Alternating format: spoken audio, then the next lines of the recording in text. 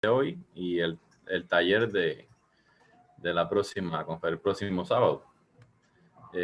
Como ha pasado el tiempo, a veces recuerdo que comenzamos hace unos días, hace rato ya, y parece que empezamos ayer mismo. Una vez más, hermanos, sean todos bienvenidos, hermano Giovanni, todos, y que el Señor me los bendiga. Hagamos entonces una oración para darle paso a nuestro hermano Jackson, que nos va a apoyar también con 2 cánticos. Amén. Oremos. Oh Padre, gracias te damos, Señor, por un nuevo día. Gracias por la vida y lo bueno que eres con nosotros. Gracias por el privilegio de tener nuestra familia, Señor, nuestros hijos, y de poder compartir y aprender de tu palabra también. Te agradecemos por lo maravilloso que has sido con nosotros a entregarnos a tu Hijo amado Cristo Jesús en la cruz para el perdón de nuestros pecados, Señor. De igual manera, perdona nuestras ofensas, perdona nuestra mala forma de comportarnos delante de ti, Señor, y todo lo que hacemos, Padre. En Cristo Jesús pedimos tu bendición y quedamos en tus manos y pedimos que sea tu Santo Espíritu guiándonos en estos momentos, Señor. En Cristo Jesús te oramos. Amén.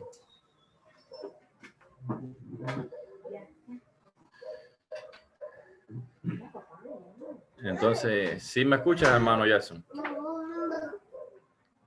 Ya. Ya. Es tuyo la sala.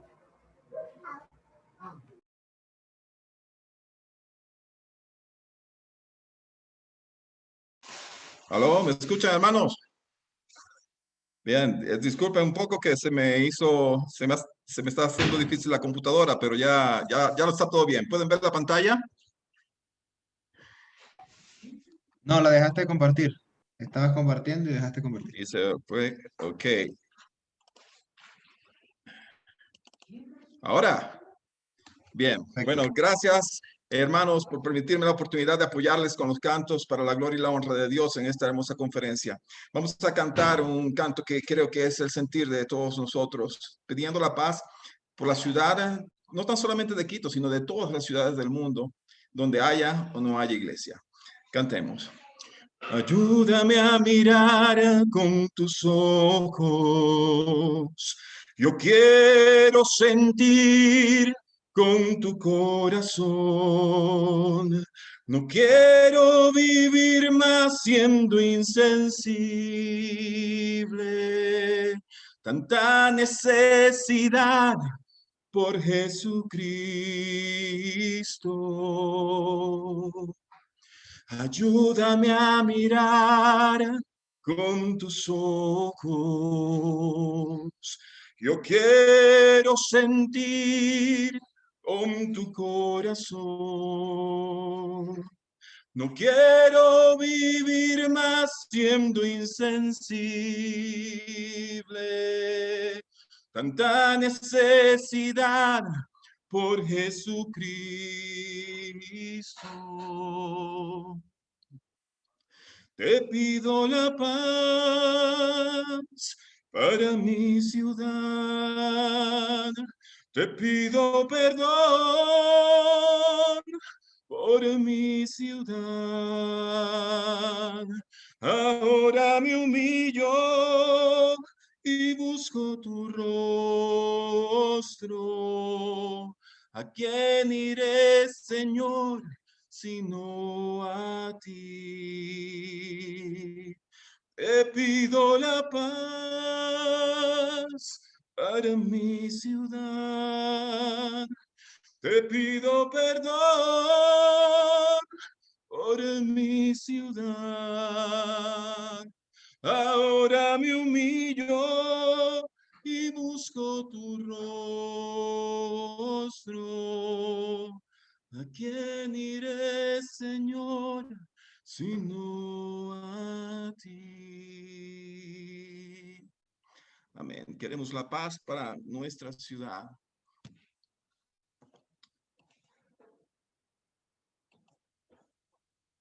Tu mirada. El Señor conoce nuestro corazón. Tus ojos revelan que yo nada puedo esconder, que no soy nada sin ti. Oh fiel Señor, todo lo sabes de mí. Cuando miras el corazón, todo lo puedes ver. Muy dentro de mí, lleva mi vida a una sola verdad, que cuando me miras, nada puedo ocultar. Sé que es tu fidelidad que lleva mi vida más allá de lo que puedo imaginar. Sé que no puedo negar que tu mirada puesta en mí me llena de tu paz. Tus ojos revelan que yo nada puedo esconder, que no soy nada sin ti. Oh fiel Señor,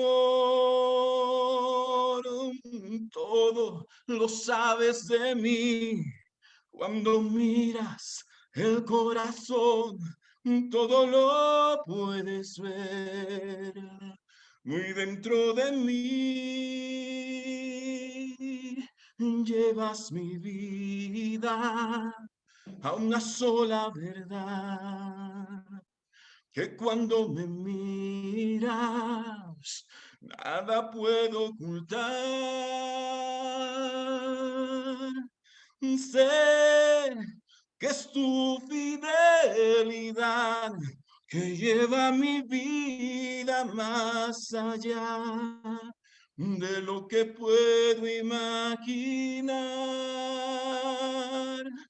Sé que no puedo negar que tu mirada puesta en mí me llena de tu paz.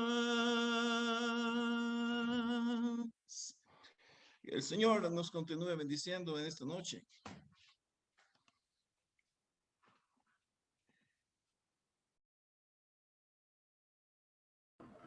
Gracias, hermano Jackson. Dios le bendiga ese don. Bueno, en este momento le damos paso a nuestro hermano Kevin Josué Calderón Fernández, que trae la exposición de esta noche. Dios te bendiga, Kevin, y tienes paso. Amén, amén, pero no soy Calderón. Hola, hermanita Kevin. Buenas noches, Josué, Dios te bendiga. Ah.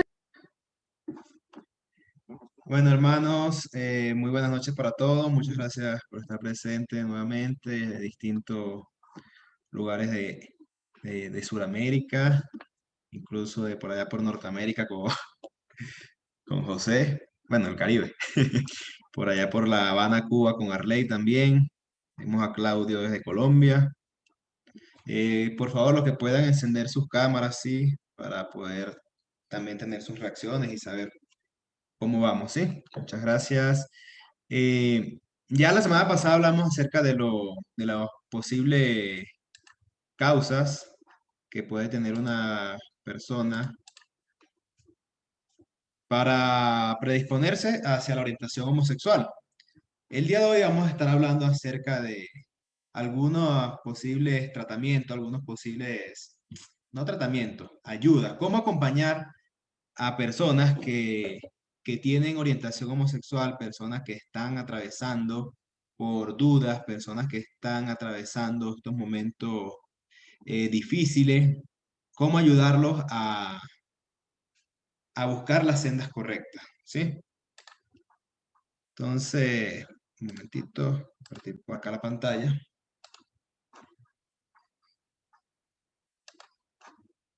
Okay. ¿Sí se ve la pantalla? Ya, Sí, entonces, Kevin.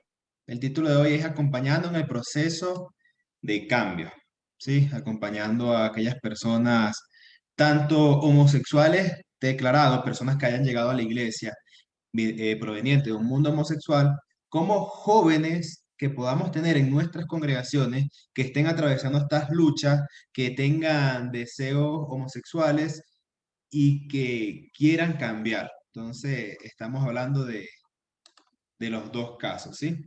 Tanto el que es homosexual declarado como aquel que está en nuestras congregaciones y que ha estado reprimido durante mucho tiempo. Pero antes de eso, hablábamos que no existen, ¿sí? Terapia de, ¿cómo se dice?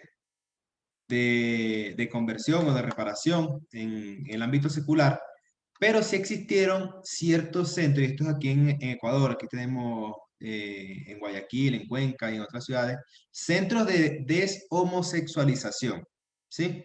Estos centros en realidad no eran centros especiales, no eran centros capacitados, no eran centros con personas que amaran esto, sino que en los centros de alcohólicos anónimos, de narcóticos anónimos, centros que eran para personas con adicciones, en estos centros comenzaron a recibir a personas homosexuales o lesbianas, ¿sí? Con el propósito de ayudarlos a cambiar. Pero en realidad no era ninguna ayuda, no había ningún especialista, no había nadie que se hubiese interesado por estas personas, simplemente era por el dinero que les podían extraer a los familiares. Las personas eran llevadas a veces secuestradas, por ejemplo, Jackson tenía un hijo que se había declarado homosexual, Jackson mandaba a secuestrar a su propio hijo y lo llevaban a estos lugares. Estos lugares, se reportó tanto maltrato en estos lugares que fueron incluso prohibidos. Por ejemplo, el maltrato viene del centro Insecadi, que fue la primera clínica de esas aquí en Guayas, el doctor Velasco. Él no fue adicto, fue doctor. Estaba ubicado en la vía a la playa, muy lejos, incluso la carretera, en la mitad de la selva. Podían hacer lo que le daba la gana. Especialmente en este tiempo, en los 80 y los 90, fue aún más difícil llegar allí. Ese centro fue uno de los primeros en Guayaquil y en todo Ecuador. No tenían permiso, ni siquiera había regularización en ese tiempo, regulación en ese tiempo. Implementó lo que se llama garroterapia. Este fue el llamado entrenamiento nazi como el palo y el garrote. Comer arroz sin nada más. Comer arroz sin nada más, los esposaban como en un campo de concentración, por tanto, un centro nazi. Se dice que incluso disparaban en el aire con pistola, luego la manera ecuatoriana es copiar el otro. Entonces los terapistas de estas clínicas, quienes eran adictos mismos en el proceso, enseñaron como fueron enseñados, con golpes, etc. Pero el golpe no recupera. Un momento. En pocas palabras, se institucionalizaron estos supuestos centros de homosexualización donde llevaban a las personas obligadas, en ocasiones secuestradas hasta estos lugares, y lo que recibían era maltrato, eran esposados, eran golpeados, eran encadenados, insultados, y en realidad no eran centros para la índole homosexual, eran centros para alcohólicos y narcóticos anónimos. Muchos de estos centros fueron cerrados porque ni siquiera tenían permisología. El problema acá radica en que también las personas eran llevadas obligadas. Ningún homosexual va a cambiar, ninguna persona que tenga orientación homosexual va a cambiar si se le lleva de manera obligada. Incluso en nuestra vida secular, en nuestra vida en general, ninguno llegamos a Cristo obligado. Todos llegamos a Cristo porque sentimos el llamado de Dios. De la misma manera, aquel que quiera dejar la homosexualidad tiene que surgir de él el deseo, pero de manera obligada nunca va a funcionar. Entonces, debido a que existieron estos centros de deshomosexualización, también existieron entre los 30 hasta los 70, de incluso que le metían electroshock a las personas para que dejaran la homosexualidad, electroshock en el cerebro, perdón, o en los genitales. Fue tan brutal el trato que se le dio en estas supuestas terapias que básicamente se condenó la terapia reparativa en general. En casi todo el mundo la terapia reparativa está prohibida porque se piensa, o no se piensa, han asumido los lobbies LGBT que estas terapias son todas iguales y que lo único que producen es daño en las personas homosexuales, ¿sí? Pero estas no son las terapias de las que nosotros hemos estado hablando en nuestras conferencias, o no son las maneras en que se ayudan a las personas a través de estas conferencias o la metodología que vamos a estar utilizando, ¿sí? Vamos a dar algunas recomendaciones para el proceso de cambio. recordando que no somos nosotros quienes vamos a cambiar a los jóvenes que tengan orientación homosexuales, sino que es Dios. Nosotros meramente somos instrumentos de Dios en este proceso. En primer lugar, cuando algún joven en nuestra congregación se nos acerque y nos diga, hermano, ¿verdad? Si tiene si ha llegado usted a demostrarle esa confianza, le diga, hermano, sabe que tengo este problema, desde hace tantos años me siento atraído por los hombres, o si es una chica que le diga, desde hace tantos años me siento atraída por una mujer o por las mujeres, ¿sí? En primer lugar, debemos demostrar interés, ¿sí? A la hora de escuchar a esta persona debemos demostrar interés, no minimizar aquello que ellos, lo que nos están confesando, que muchas veces ocurre, lamentablemente, en las iglesias, que un chico, bueno, leía el caso de Marx, de Mark en el 19 de diciembre, en la última conferencia del año pasado, que el pastor simplemente le dijo, esto es solo una etapa, se te va a pasar, ¿sí? No hay que minimizar lo que puedan estar ocurriendo en la vida de estos chicos, porque pueden estar ocurriendo cosas graves, les pueden haber ocurrido cosas graves que no le han confesado a nadie, que se han tomado la confianza de decírselo a usted y que si usted no demuestra ese interés, ya no se va a abrir más con usted. Entonces debemos mostrar el ejemplo de Cristo en Marcos 6:34 de tener compasión por nuestros hermanos, especialmente por nuestros jóvenes, los que estamos a cargo de jóvenes. Debemos amarlos, ¿sí? Esta es una batalla de amor. Aquel que ama más y por más tiempo gana.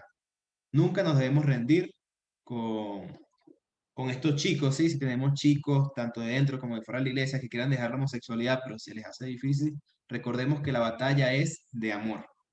Debemos ser firmes en nuestro amor, ya que la mayoría de las relaciones de atracción hacia el mismo sexo no duran. Luego Dios hará el cambio. Hagan lo mejor que puedan y dejen que Dios haga el resto. Entonces, amar no quiere decir que vamos a apoyar sus estilos de vida.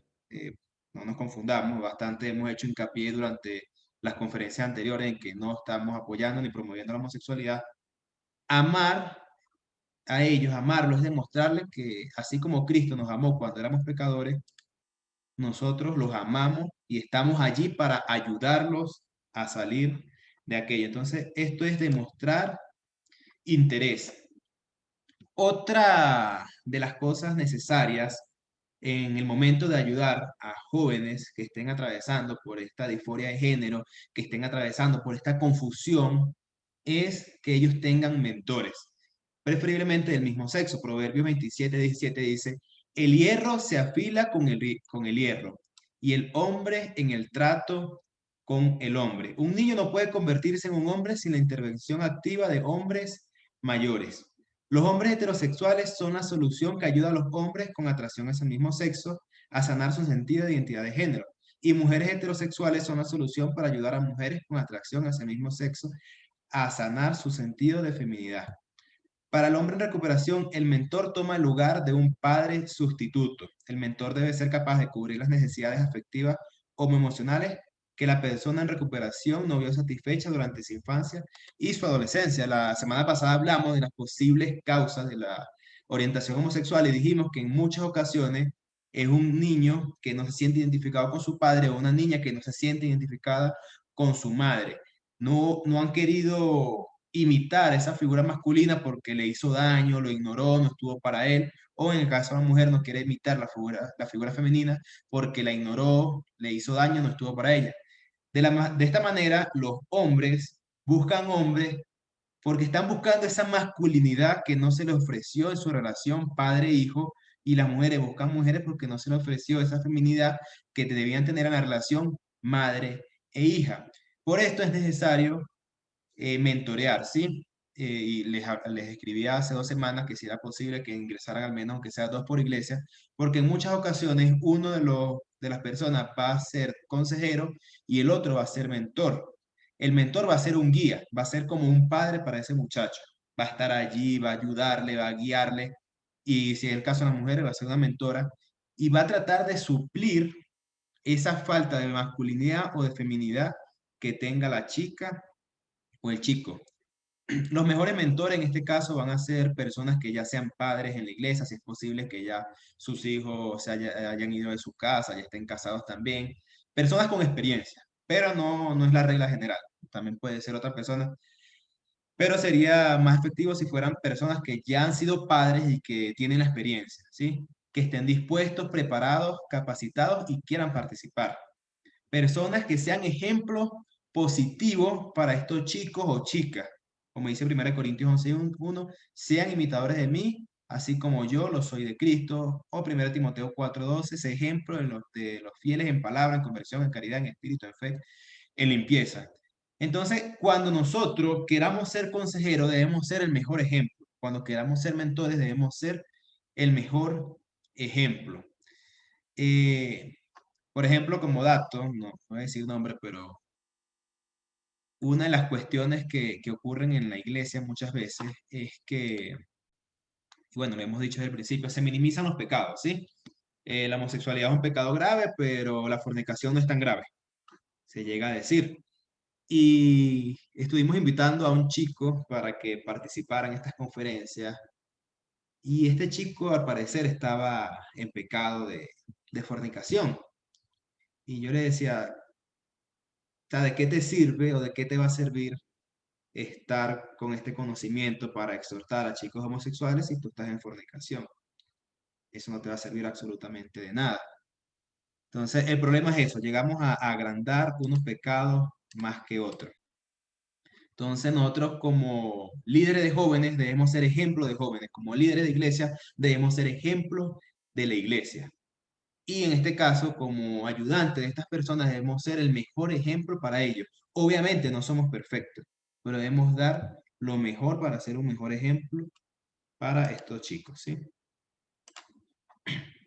Ahora sí pasamos a lo que es la consejería cristiana reparativa. Isaías capítulo 9, versículo 6 dice que Dios es un consejero admirable y nosotros como hijos suyos, como creación suya, como comprados por Él, como imitadores de Él, deberíamos ser también esos consejeros admirables que podamos guiar a estos jóvenes, a estas jóvenes, a una redención, a un cambio hacia Cristo, ¿sí? Entonces, en la parte de la consejería cristiana tiene 4 etapas, ¿sí? Este documento, este material basado también en la clase de consejería cristiana de Joshua Malcolm. Estas 4 etapas son la clarificación, la formulación, la intervención y la terminación.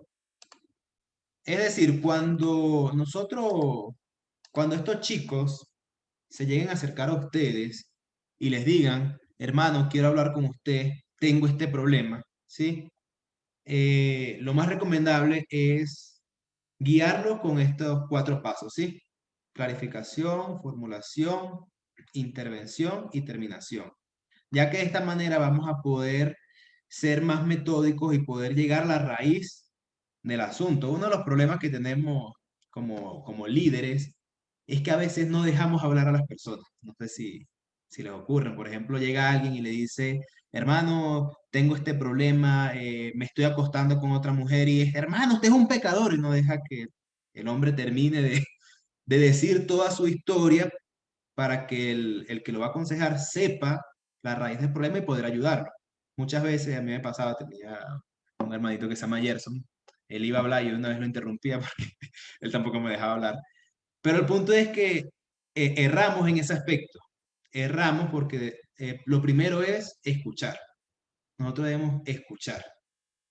Esa es la misión del consejero y como líderes debemos aprender a escuchar.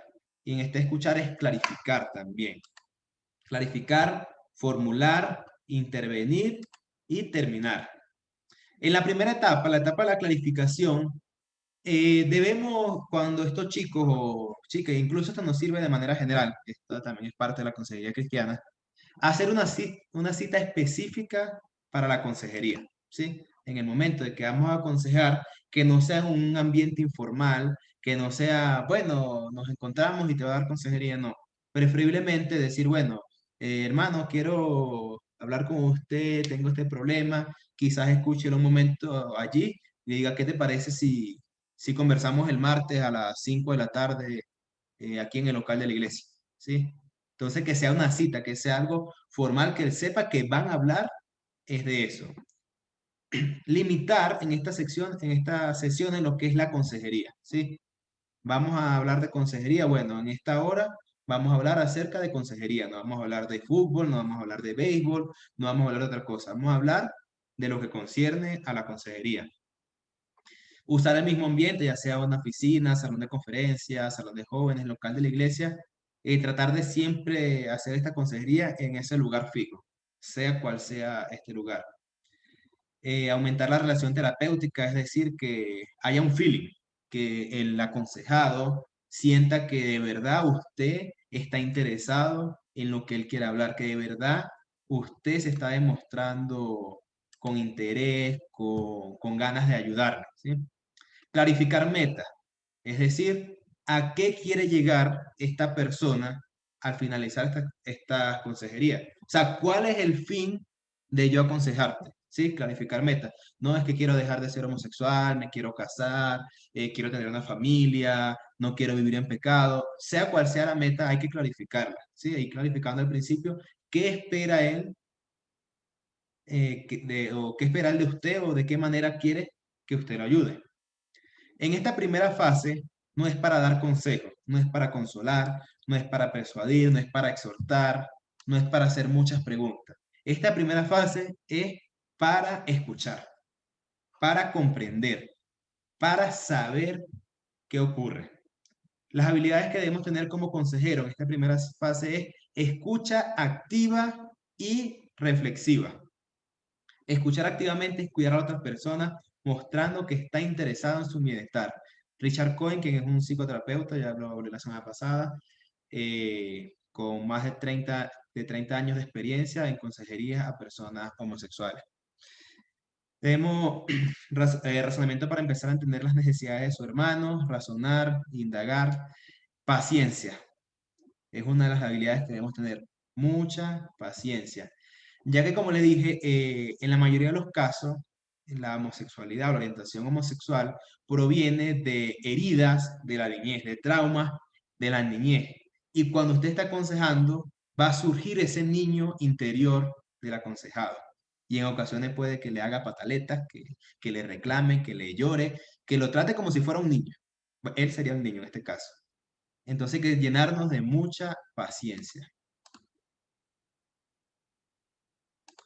Es posible que comience a sentir atracción hacia el consejero mentor. Esto es perfectamente normal. Es muy probable que el chico aconsejado comience a sentir atracción hacia el mentor o la chica aconsejada comience a sentir atracción hacia la mentora. Recordemos que ellos están buscando una masculinidad que supla lo que no obtuvo o rechazó de la figura paterna, aunque han buscado esta masculinidad de manera sexual. Estas son las palabras de Richard Cohen. Si el adulto o niño, el aconsejado en este caso, sufrió abusos sexuales o participó en relaciones sexuales con personas del mismo sexo, puede que experimente deseos y sentimientos hacia el mentor. La restauración funciona a través del modo en que originalmente se produjeron las heridas.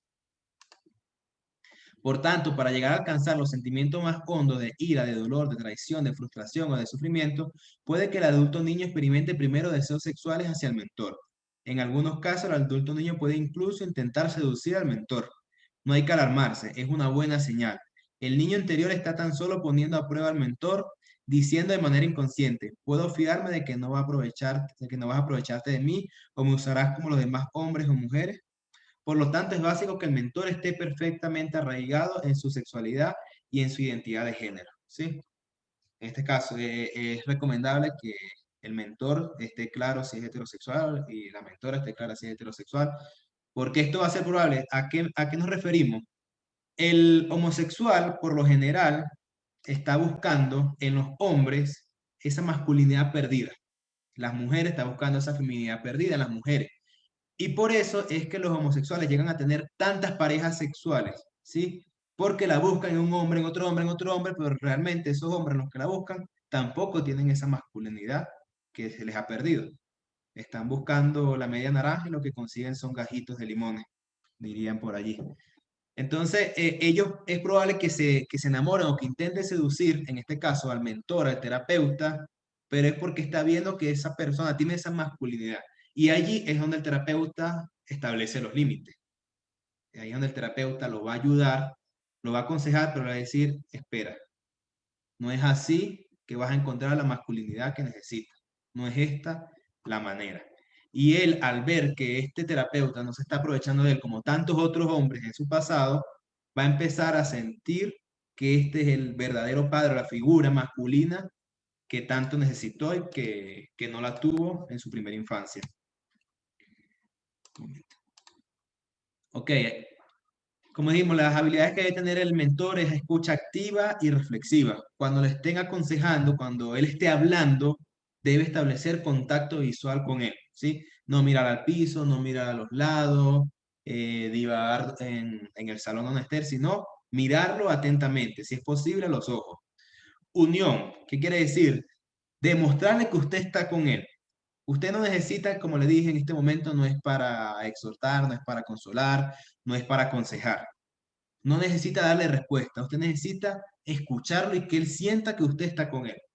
Observar su lenguaje corporal, su tono de voz y sus palabras, si se exalta, si grita, si llora, qué palabras dijo, a quién se las dijo.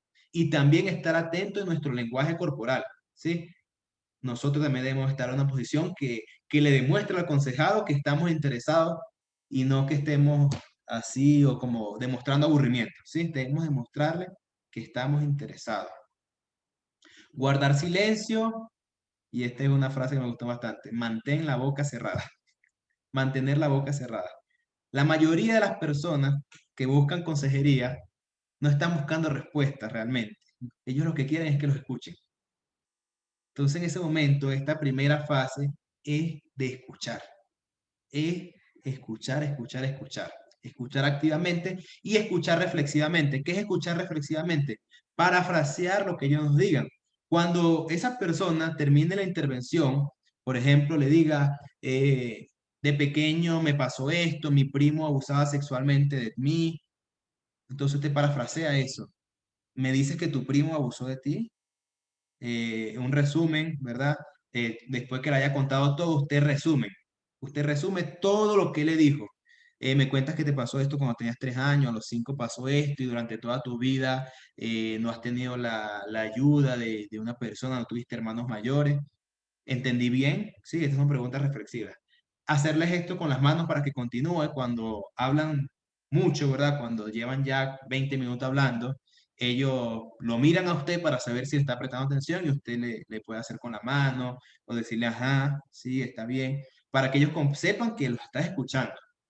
Tener empatía hacia sus sentimientos. Tener empatía no quiere decir que estamos a favor de él, que estamos a favor de su orientación sexual, sino que comprendemos el sufrimiento que pudo haber atravesado en toda esta historia que nos está contando.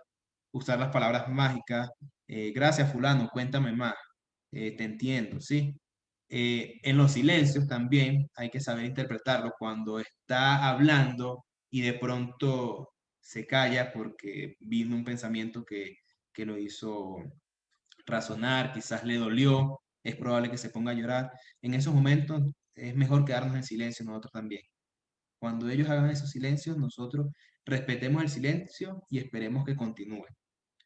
No estar mirando la hora, ¿sí? Mirando el reloj o el teléfono porque ya tenemos que irnos. Eso va a cortar el feeling que haya habido y le va a demostrar también que usted ya necesita irse, que hay aburrimiento. Entonces, mientras él hable, no mire la hora, permita que él hable, ¿sí? Hacer preguntas amables, no invasivas.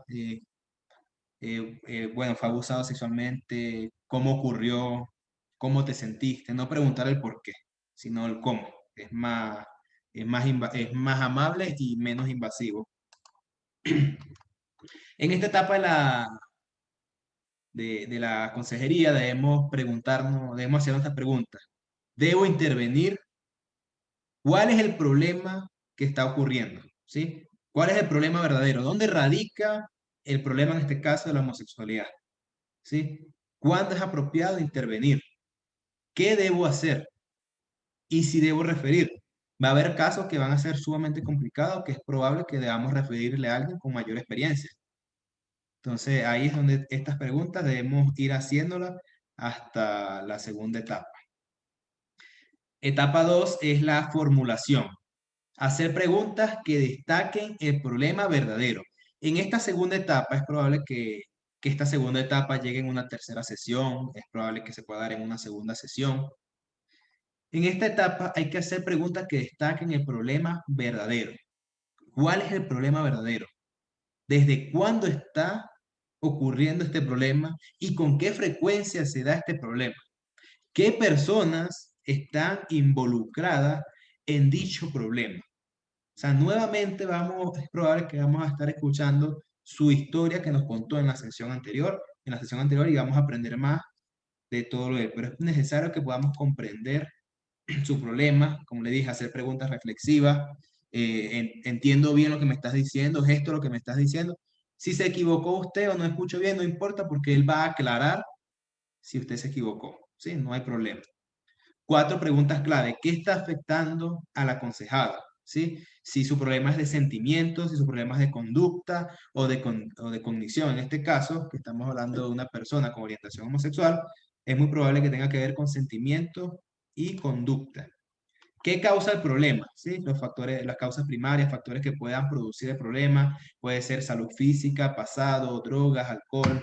¿Qué factores son predisponentes? Puede ser la historia psicológica, la familia, ¿sí? Es lo que le contaba anteriormente en la clase pasada, que ya hablamos de los factores predisponentes, ¿sí? En este caso, con las personas que tengan orientación homosexual, es un poco más fácil porque ya hablamos de los factores predisponentes.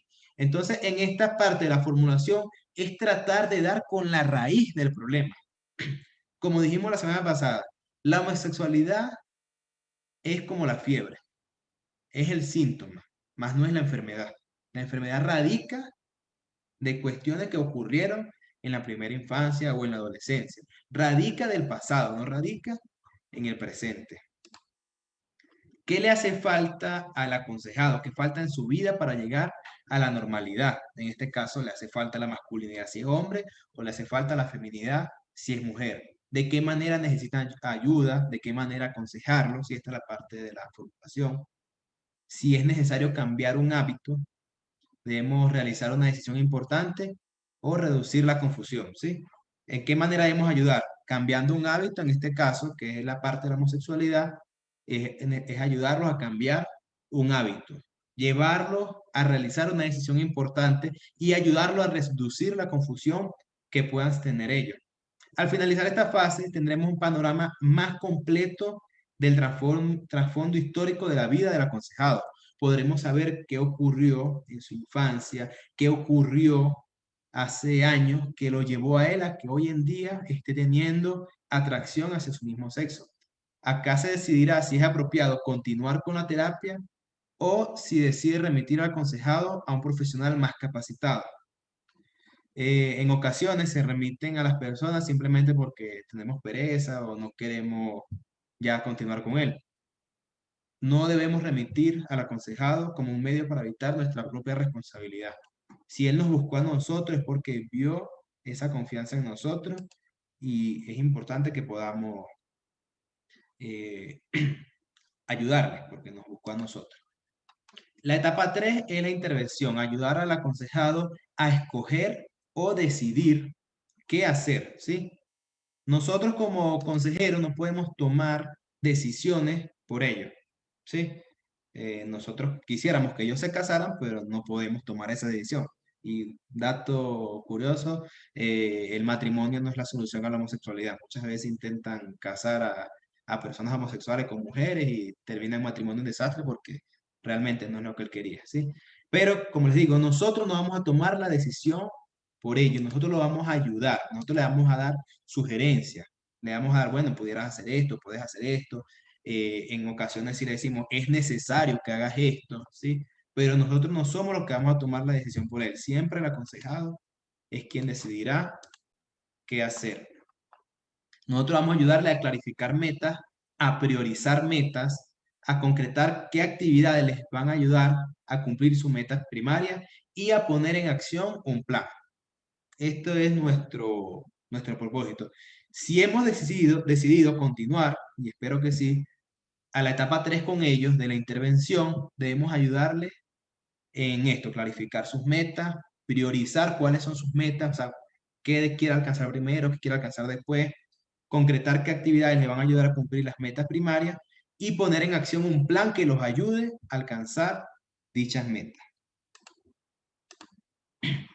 Ahora bien, en el caso de la homosexualidad, es recomendable, todos los terapeutas que han trabajado con esto, es recomendable ordenarle al aconsejado apartarse de todo contacto con personas homosexuales o cultura homosexual, al menos al inicio de la intervención, y utilizar todo el tiempo de ocio que le quede en distintas actividades que lo ayuden a crear nuevos y mejores hábitos, ¿sí? Es recomendable que si ellos tienen amigos homosexuales, en este momento no es su momento de él estar evangelizando a homosexuales porque él todavía no ha podido eh, recuperarse, no ha podido salir, ¿sí? Entonces en este momento lo recomendable, cuando ya estamos cuando ya estamos ayudándole, cuando estamos interviniendo, la primera recomendación es que ellos se aparten de todo lo que tenga que ver con la vida homosexual, pornografía homosexual, páginas homosexuales, foros homosexuales, comunidad homosexual, tratar de apartarse de todo eso, ¿sí? E invertir ese tiempo que tenían, ese tiempo que les va a sobrar en su día a día, en su rutina, invertirlo en mejores hábitos, en nuevos y mejores hábitos. ¿Alguno de ustedes ha escuchado acerca de la neuroplasticidad del cerebro? Me imagino que el hermano Giovanni sí, y el hermano Jackson también. ¿Qué has escuchado de la neuroplasticidad, Jackson? La Sintetizado. neuroplasticidad del cerebro, según lo que opinan los expertos o la ciencia, es la capacidad propia del cerebro de autorrealización y de alcanzar su regeneración por sí misma. Amén, así es. Gracias, Jackson. Voy a poner un concepto aquí de Infosalud, ¿sí? Muy parecido a lo que dijo Jackson. La plasticidad del cerebro o neuroplasticidad es la habilidad del cerebro de cambiar tanto su estructura física como su organización funcional en respuesta a una serie de experiencias, estímulos y entrenamientos cognitivos que favorecen nuevas interconexiones neuronales y que refuerzan las conexiones ya existentes. Lo que dijo Jackson, pero de manera más técnica. ¿Sí? ¿Alguna vez en su vida han transitado un lugar como este? Cuando iba a casa de mi abuela en el campo, allá en Venezuela, los caminos son así, ¿cierto? Ahora, ¿cómo se logra que estos caminos queden así? Quien ha vivido en campo puede responder. ¿Cómo se logra que esos caminos queden así? De tanto caminar, transitar. Exacto, de tanto transitar por ese camino. Ahora, cuando estos caminos se abandonan por un año, por unos meses, ¿qué ocurre? Vuelve al mismo estado. Vuelve al mismo estado, comienzan a crecer plantas y desaparece el camino, ¿sí? Lo mismo ocurre con nuestro cerebro. Esto es lo que hablamos de la neuroplasticidad del cerebro. Lo mismo ocurre con nuestro cerebro, y en este caso las personas homosexuales, ¿sí? Es posible que el pecado, haya insensibilizado las vidas espirituales de las personas que tengan orientación homosexual. Es decir, han creado un camino, ¿sí? Una vía directa a la homosexualidad y esta vía está con conexiones neuronales que se hacen muy fácil. Es lo que ocurre también cuando las personas son adictas a la cocaína, ¿sí? Hay caminos neuronales específicos por donde corre lo que es la adicción, para decirlo de manera eh, simple, ¿sí? Efesios 4:19 dice, los cuales después que perdieron toda sensibilidad se entregaron a la lascivia para cometer con avidez toda clase de impureza. Como dijimos, cuando se comienzan a recorrer estos caminos, ¿sí? Se hace fácil transitar por ellos, se le hacen fácil a nuestros canales neuronales transitar por ellos, hacer sinapsis por estos lugares, y por eso se les hace difícil a un adicto salir de su adicción, porque ya existen estos canales neuronales. Lo mismo ocurre con el homosexual Y lo mismo ocurre con cualquier práctica que tengamos. Por ejemplo, que tiene el hábito de pararse a las 5 de la mañana a orar, creó canales neuronales en su cerebro que le indican que a las 5 de la mañana se debe levantar a orar. Lo mismo ocurre con estas personas, ¿sí? Entonces es posible que se hayan insensibilizado porque crearon ya estos canales neuronales. Entonces se deben reemplazar, ¿sí? Ese camino que estaba allí dibujado, que estaba hecho de tanto caminar, se deben reemplazar las conductas pecaminosas por conductas santas, ¿sí? Obedecer al Espíritu y no a la carne. Es decir, vamos a ayudar a estas personas a dejar de transitar ese camino y los vamos a ayudar a abrir un camino más recto que los conduzca hacia Dios. Vamos a hacerlo que dejen de transitar ese camino y que conduzcan hacia este otro camino. A la larga, ¿qué va a ocurrir? Con la práctica, ellos van a alcanzar que este nuevo camino se despeje y que el camino anterior vuelva a surgir el monte, la maleza, y desaparezca. Gálatas 5, 16 y 17, así que les digo, vivan por el Espíritu y no seguirán los deseos de la naturaleza pecaminosa, porque ésta desea lo que es contrario al Espíritu y el Espíritu desea lo que es contrario a ella. Los dos se oponen entre sí, de modo que ustedes no pueden hacer lo que quieran, ¿sí? Este libro, Revolución Sexual, de Miguel Núñez, dice, a nivel fisiológico, para formar nuevos caminos neuronales que reemplacen las conexiones que la homosexualidad afectó, debemos tener presente que cuanto más se usa una conexión neuronal, más fuerte se torna. Por lo tanto, cuando la persona se ejercita para la piedad, desecha las fábulas profanas y de vieja y se ejercita para la piedad y pone la mirada en las cosas celestiales, con el tiempo sus deseos homosexuales menguarán y su interés por Dios aumentará. El cerebro utiliza de manera automática circuitos neuronales conocidos y por lo tanto, en principio será un proceso en extremo incómodo y difícil. Con persistencia se logrará formar nuevos caminos, pero el tiempo arduo de esta lucha dependerá del periodo corto o largo que se haya dedicado a utilizar las conexiones antiguas. Una persona que practicó la homosexualidad una semana tendrá menos lucha que quien la consumió por muchos años. Como todos sabemos, para que un niño crezca y se desarrolle de manera saludable, debe alimentarse bien y hacer ejercicio. Las redes neuronales no son diferentes. Cuando más se alimentan las nuevas redes sanas, más fuertes se tornarán y menos esclavitud se experimentará, ¿sí? Es por esto que la sugerencia o la mejor ayuda que le podemos dar es, uno, tratar de sacarlo de cualquier conexión que puedan tener con la vida anterior de homosexualidad, de lesbianismo, con la vida LGBT. Y ayudar a que ese tiempo que va a quedar de ocio lo llene con cuestiones que tengan que ver con Dios, preferiblemente con ejercicio, ¿sí? Un momento. Okay, teniendo esto en cuenta, las recomendaciones son, uno, ejercitarse para la piedad. Ejercitarse en la palabra, ejercitarse en la iglesia, ejercitar su vida espiritual, ¿sí? Cuando yo llegué a la iglesia en Ciudad Bolívar, en la primera reunión de ministerio, me metí como en 10 ministerios. Me dijeron, hey, cálmate, bájale 2. Pero en este caso es bueno tratar de inmiscuir a estos chicos en las mayores cantidades de actividades posibles, ¿sí?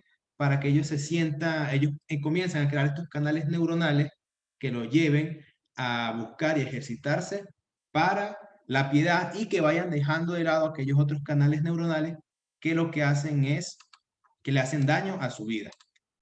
Lecturas bíblicas semanales, se le pueden asignar tareas, deberes, devocionales, familiares. En este caso, ya teniendo en cuenta lo que hablamos anteriormente del mentor, asignarle un mentor o ser usted como consejero su propio mentor, como decía Proverbios 27, 17, ¿sí? Hacer deporte lo va a ayudar, servir en la iglesia. En el caso de hacer deporte, muchas veces estos niños, estos jóvenes, jamás hicieron actividades con sus papás, ¿sí? Cuenta un chico que una de las cuestiones que lo ayudó a dejar la homosexualidad es que su mentor lo llevó un día al parque y comenzaron a lanzar la pelota, ¿sí? Él nunca había hecho eso con su padre, nunca hizo una actividad masculina con su padre, por lo cual no tenía una imagen que imitar. Él dice que el simple hecho de haber ido con esa persona al parque a lanzar la pelota lo ayudó en gran manera, lo ayudó demasiado. Entonces los que vayan a ser de mentores o de consejeros pueden ayudar de una manera haciendo deporte o actividades masculinas con estos chicos, ya sea deporte, ya sea béisbol, fútbol, ciclismo, ¿sí? Pero ser esa figura masculina que ellos lamentablemente no pudieron tener. Servir a la iglesia, como le dije, asignarlo a distintas actividades. Actuar, en este caso, en la parte de la consejería. Una de las recomendaciones que dan, sí, muchos de estos chicos, estas personas tienen una ira reprimida hacia sus padres y cosas que nunca le han dicho a su papá o a su mamá. Entonces, el juego de roles, que se imagine una silla o algún lugar o algún objeto que esté allí en la terapia y que le hable como si ese objeto fuera su mamá o su papá, que pueda desahogarse esa ira que pueda tener reprimida, ¿sí? Incluso algunos recomiendan terapias energéticas, que es, tienen almohadones en el lugar y les dan unas raquetas o una especie de bates con espuma para que golpeen, ¿sí? Muchas veces han reprimido su ira durante mucho tiempo y esto los ha llevado a que supriman su masculinidad también. Entonces, es bueno, nunca ha sido recomendable suprimir la ira, ¿sí? Hay maneras de expulsar la ira de manera que no hagan daño a nadie. Eso la palabra nos dice. Entonces, hay que ayudarlos también a que ellos puedan ir sacando eso que han tenido guardado durante mucho tiempo y los juegos de roles ayudan mucho, ¿sí? Imagínate que esa silla que está ahí es tu mamá, ¿qué le dirías? O que es tu papá, ¿qué le dirías? Si es posible si los padres están vivos o están de acuerdo, que ellos se puedan también inmiscuir en estas terapias. Un padre va a ayudar más que un mentor. Incluso si el padre no estuvo allí presente, pero se da cuenta de su error y quiere rectificarlo, va a ser mucho mejor que un mentor porque es su padre verdadero. Y el hijo va a poder perdonar. Aquí también va a ser necesario la terapia del perdón. Hay muchas cosas que perdonar. Él va a tener que perdonar ya sea a su mamá, a su papá, a quien le haya hecho daño, si fue violado, a quien no violó, a quien abusó sexualmente de él. Va a ser necesario también acá. Entonces, todas estas cosas, como les dije, van a estar escritas en el manual, así que estoy pasándolas por encimita. Imaginar que es su mamá o su papá, la terapia energética, si es posible que los padres se involucren. La terapia de tacto, ¿sí? La terapia de tacto es abrazos, terapias de abrazo. Darle un abrazo, una palmadita en la espalda. Por lo general el homosexual ve el tacto, la persona homosexual ve el tacto como algo malo porque lo sexualiza, sí, él fue abusado sexualmente y el único tacto que conoce es el tacto sexual. Entonces, cuando usted como consejero, en este caso como mentor, le abraza o le da unas palmaditas, le demuestra que existen otros tactos que no son sexuales. Le demuestra que el tacto sano también es posible. Se dice que en 1930, haciendo investigaciones sobre niños que morían, sí, niños que morían prematuramente y niños que lograban vivir, los niños que morían en aquellos entonces eran porque las madres no los cargaban, no los abrazaban. Dice, un niño que no es abrazado de pequeño tiene más probabilidades de morir que un niño que siente el calor de su madre, que siente una madre que lo ama. No recuerdo las proporciones, pero esto nos demuestra también cuánto nosotros como seres humanos necesitamos el tacto. Decía un hermano que él, lo que más le agradaba de ir los domingos a la iglesia era poder ser abrazado. Durante toda la semana nadie lo abrazaba. Y él llegaba el domingo a la iglesia y podía abrazar a sus hermanos y sentía ese amor que no recibía en su casa. No recuerdo si el hermano vivía solo. Pero el punto es que nosotros somos seres relacionales, seres de contacto. Y muchas veces necesitamos ese tacto y estas personas homosexuales no han recibido en su vida un tacto correcto, un tacto que no sea sexual. Un momento. Terapia de tacto, abrazo con los padres o con el mentor. Con los padres excelente, con los padres va a reparar cualquier daño o cualquier ofensa que tengan todavía. Intercambio de roles entre consejero y aconsejado, ¿sí? Hacer usted como si fuera el aconsejado, ya usted conoce toda la historia y que él haga como de consejero. ¿Qué le recomendaría él a usted para avanzar en su vida, de qué manera podría usted salir de sus problemas. Y también ayudarlo imaginando qué sucedería en el futuro, ¿sí? Que vean, según lo que estamos haciendo, en 5 años, ¿cómo te ves? ¿No? Me veo casado, no me veo luchando, ¿sí? Esto va a ayudar también a saber de qué manera está viendo él que está funcionando, no la terapia.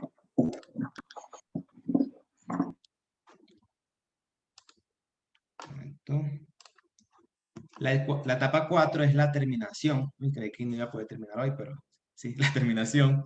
La etapa 4, la terminación, representa un cambio, una transición en la relación, ¿sí?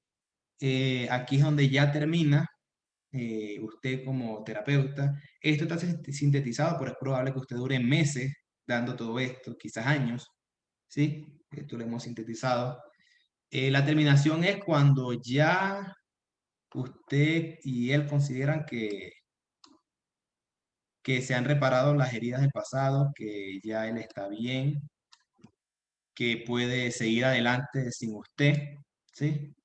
En este caso, no podemos perder el contacto, sí, hay que mantener el contacto para el futuro, saber cómo está avanzando, de qué manera sigue su vida, ¿sí? Algunas técnicas que van a ayudar es usar una silla diferente o un aula diferente, ¿sí? Si durante toda esta, por ejemplo aquí en la Colón, si durante todas estas conferencias se le dieron las charlas a los jóvenes ahí en la sala de terapia de la Colón, esta última charla pudieran hacerla, no sé, en un café, en un parque, ¿sí? Cambiar el entorno, de manera que esto lo ayude también a él a saber que es una nueva etapa para su vida. Usar una silla diferente, resumir el proceso, enfatizar lo que él ha cambiado, demostrarle, ves, cuando empezamos hace 2 años ni siquiera te atraía una mujer, ahora ya estás que te casas o te estás casando o ya no sientes atracción homosexual, ¿sí? Enfatizar en él aquello que ha logrado cambiar, reconocer el éxito que ha hecho él como aconsejado, ¿sí? Reconocerlo a él, ve, has avanzado, ¿sí? Hablar del futuro, seguir hablando del futuro, preguntar sobre asuntos que no hayan terminado, quizás hay algo que todavía falta, y dejar la puerta abierta. ¿Qué quiere decir dejar la puerta abierta? Que él sepa, en cualquier momento que tengas algún problema, que esté ocurriendo algo, llámame, escríbeme, aquí está mi WhatsApp, aquí está mi Facebook, aquí está mi Twitter, aquí está mi Parler, aquí está mi Telegram, ¿sí?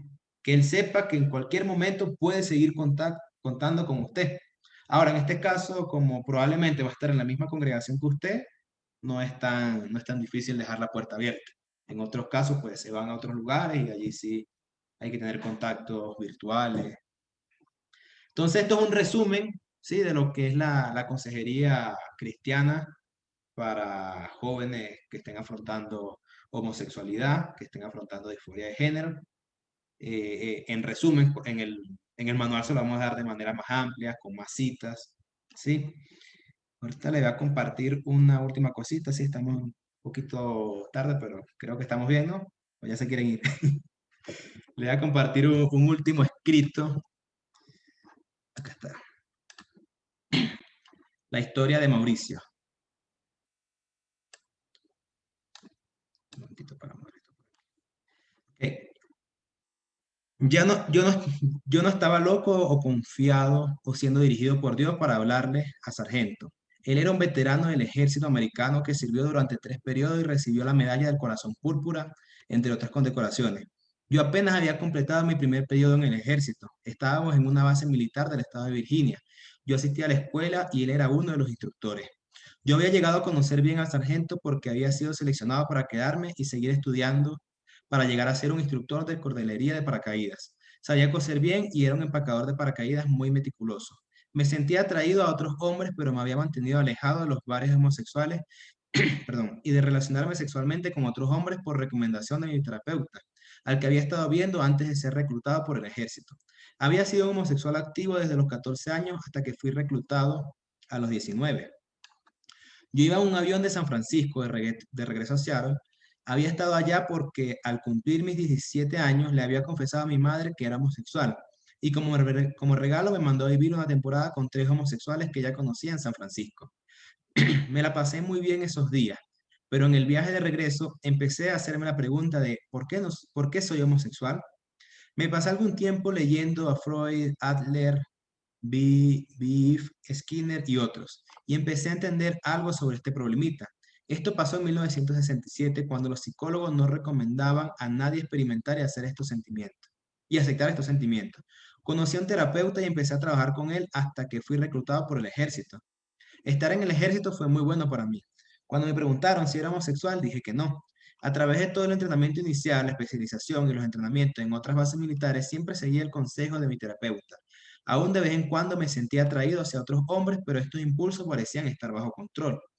Así que ese día estaba yo ahí sentado afuera del tejabán de empaque de paracaídas con este sargento y de repente empecé a contarle lo que sentía acerca de los hombres, que me sentía atraído a ellos, que tuve un problema, que tuve un padre que me ignoraba, un padrastro que me aterrorizaba y un tío que me encerró en un armario algunas veces y algunas otras cosas más. ¿Por qué decidí confiar en él? Solo Dios lo sabe, pero lo hice. Cuando terminé de hablar y estaba incorporándome para salir corriendo, me dijo, ¿sabes algo, hijo? Tú eres esa palabra, lo que necesitas es un verdadero padre. Sí, claro, dije yo. No, necesitas a alguien que te enseñe cómo ser un hombre. Yo soy un hombre, respondí. Bueno, ¿cómo que eres un hombre? Estás a media, vente a casa a cenar. Este no es un buen lugar para hablar, ¿no crees? Así que fui a cenar a su casa. Él y su esposa dieron gracias a Dios antes de cenar. Yo no creía en ningún Dios, pues mis padres eran ateos, así que yo creí sin la influencia divina. Sin embargo, teníamos buenos principios morales. Mi padre era un objetivista que seguía la filosofía de Ayn Rand. Después de cenar, él y yo nos sentamos afuera y empezamos a hablar. Yo me limité a escuchar sin juzgar ni comentar. ¿Necesitas venir aquí los sábados a ayudarme? ¿Haciendo qué? Le pregunté. Yo hago casitas para pájaros para ayudar a nuestra iglesia y necesito que me ayudes a cortar madera y a pintarla. Por cierto, ¿sabías que no hay venados homosexuales? ¿Qué? Dios no hizo venados homosexuales. Se requiere de dos para hacer bebés. De acuerdo. Un hombre necesita saber que él es responsable de su familia. Necesita tener una familia para llegar a ser un verdadero hombre. ¿Son algunos de tus amigos homosexuales mayores? No me tienes que contestar ahora. Solo quiero que pienses acerca de esto. Nos vemos el próximo sábado a cenar. Trae tus buenos modales contigo. Así empezó mi rutina de ir a cenar los sábados, así como los viernes en la noche. Sargento solo solía decirme, si llegas a sentir sentimientos hacia un hombre, vente de inmediato a mi casa. Solo nos pondremos a hablar y te pondré a cortar madera y a pintar y nos tomaremos una cerveza. Cuando le pregunté por qué un bautista sureño tenía cervezas en su casa, me dijo, mira hijo, yo no escondo esto de Dios, yo no me emborracho. Me gusta tomarme una cerveza helada de vez en cuando, pero si alguna persona tiene problema con esto, le ofrezco limonada. Sargento me enseñó a pescar y a hacer casas para pájaros. Su esposa me enseñó a hornear panes y cómo ser un hombre con las mujeres. Siempre me invitaban a los eventos sociales de la iglesia y a las predicaciones los domingos. A veces iba, pero no estaba convencido. Sargento me ayudó a conseguir mi licencia de instructor de cordelería de paracaídas y me introdujo al paracaidismo. Me llevó de cacería con otros jubilados del ejército y me enseñó a tallar madera. Él nunca le dijo a nadie que yo estaba luchando. Sin embargo, sí me preguntaba cómo iba con mi conflicto. Creo que ya has mejorado algo. Te vi mirando a esa chofer de montacargas el otro día. Se llama Susana, le dije. ¿Crees que es bonita? Me preguntó Sargento.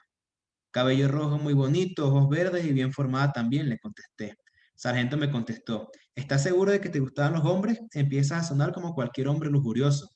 Me parece que ya he estado pensando en eso de vez en cuando, contesté.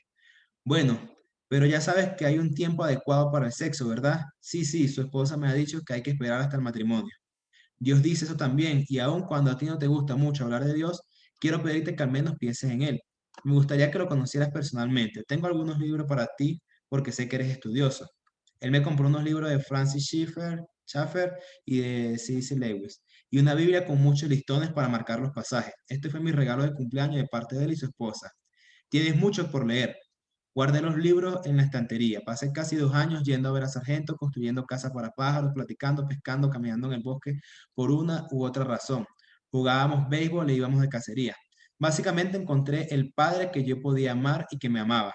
Cuando me fui a la escuela me preguntó sobre los libros. Le prometí que los leería y lo hice.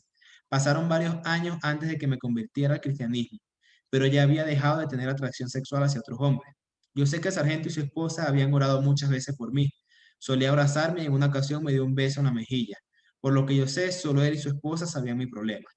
Ellos hicieron lo que nunca nadie había hecho antes conmigo. Me amaron, me escucharon y me ayudaron en mi lucha y me proporcionaron un hogar estable y una dotación de amor continua. También aprendí que un hombre puede hacer muchas cosas como cocinar, coser y pintar y aún así ser un hombre de carácter con habilidades de liderazgo. El sargento Valdereich, no sé cómo se dice, murió hace unos 20 años y su esposa le siguió al poco tiempo. Sé que tenían fotografías mías de mi esposa y de nuestros 2 hijos sobre el piano de su casa. Para él yo sé que yo era su hijo. Esta es como este hombre lo ayudó, solamente dándole la figura masculina que necesitaba y bueno, mediante eso también lo llevó al cristianismo. Pero podemos ver cómo estas personas se analizan. El chico no tuvo padre, su padrastro lo atemorizaba, su tío abusaba de él y otras cosas más, lo cual lo llevó en su momento a sentir atracción hacia personas de su mismo sexo. Y en este caso el sargento lo ayudó como siendo el padre o el mentor masculino, ayudándole a encontrar esa masculinidad que no recibió en su infancia. ¿Hasta acá alguna pregunta, acotación, sugerencia? Arley.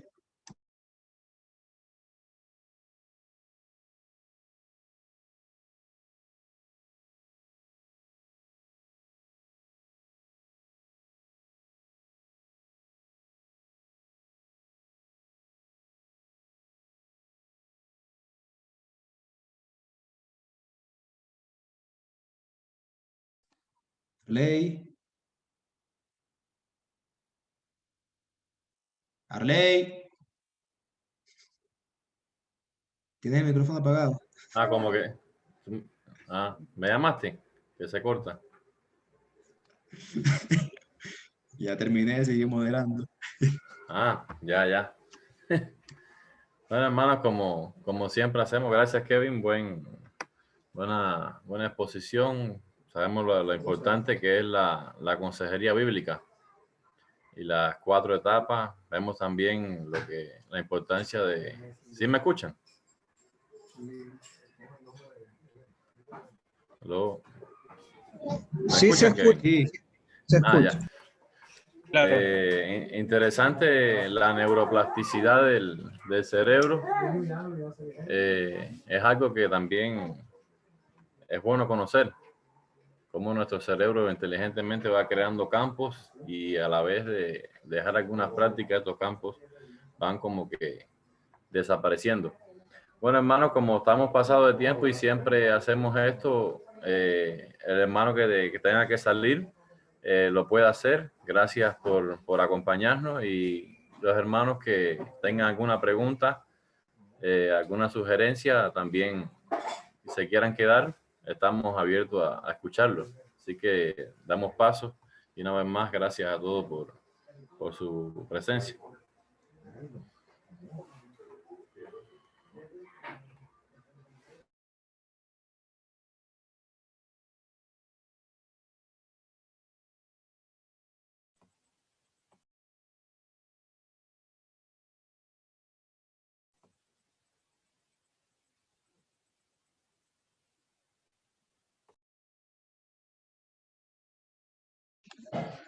¿Me comieron a la lengua los ratones hoy?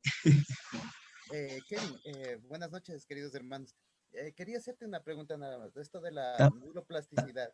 está Hablando bajito el sonido. ¿me escuchas ahí? Sí. ¿Me escuchas? Hablando de estos caminos que se crean, de estas conexiones neuronales, ¿hay algún tiempo determinado en que uno puede cambiar ese camino? Es decir, estas nuevas terapias y esta forma de hacer que un individuo, una persona que está errada la cambie. ¿Ha habido algún estudio de cuánto tiempo requiere? O sea, un estimado. Porque yo veo aquí, por ejemplo, que estuvo 2 años, otros 1 año, posiblemente otro sea de meses. No sé si es que hay algún estudio que determine cuál es un tiempo que uno puede determinar que ya hay un cambio. No, Pablo, es muy variado primero porque cada cerebro es distinto, ¿sí? Aunque todos los cerebros son neuroplásticos, cada uno es distinto en primer lugar. En segundo lugar, como indicamos, Si, por ejemplo, usted ha consumido cocaína durante 7 años, ¿sí? Y quiere dejar de consumir cocaína, sus caminos neuronales son más largos que aquel que consumió hace una semana. Entonces, estadísticamente ahí el que duró una semana es más probable que salga más rápido, pero el que duró 7 años le va a costar mucho más, ¿sí? Porque todos sus caminos neuronales son más largos y tienen una sinapsis más concreta hacia ese lado.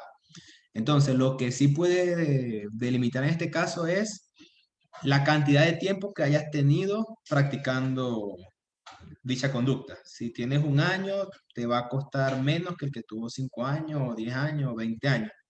Ahora, eso en primer lugar. En segundo lugar, la disposición que tengas para dejar el hábito, ¿sí? Una persona dice que puede coger un hábito en 40 días, según algunos estudios. En 40 días, por ejemplo, levantándote a las 3 de la mañana, ya el día 41 nadie te tiene que avisar, ya por inercia lo hace. Pero el que no quiere no se despierta. Entonces también va a aplicar eso, pues si tienes el deseo, lo vas a lograr más rápido que aquel que no está tan convencido. Es por eso que también el papel del terapeuta es intentar convencerlo, darle argumento, darle base para que él comprenda que esto los va a ayudar más. Pero realmente no va a haber un promedio estándar porque cada cerebro va a ser distinto y cada persona sufrió distinto abuso, sufrió distinto. Gracias, Kevin. Sí, entendiendo que también los factores que se dan en cada individuo son diferentes, ¿no? Porque hay formas que unos son más leves, otras son más profundas, otras que son difíciles de cicatrizar, otras que son fáciles. Entonces sí, sí entiendo eso de que no se puede determinar un tiempo, más bien siempre pedir a Dios que dice renovaos, ¿no es cierto? En la mente, más bien pedir siempre a Dios que nos dé esa sabiduría para poder, porque siempre nos va a dar ganas de ir al camino que ya conocemos, ¿no? Y tomar otro camino como que, ¿será que sí, será que no? Pero bueno, ese es el reto.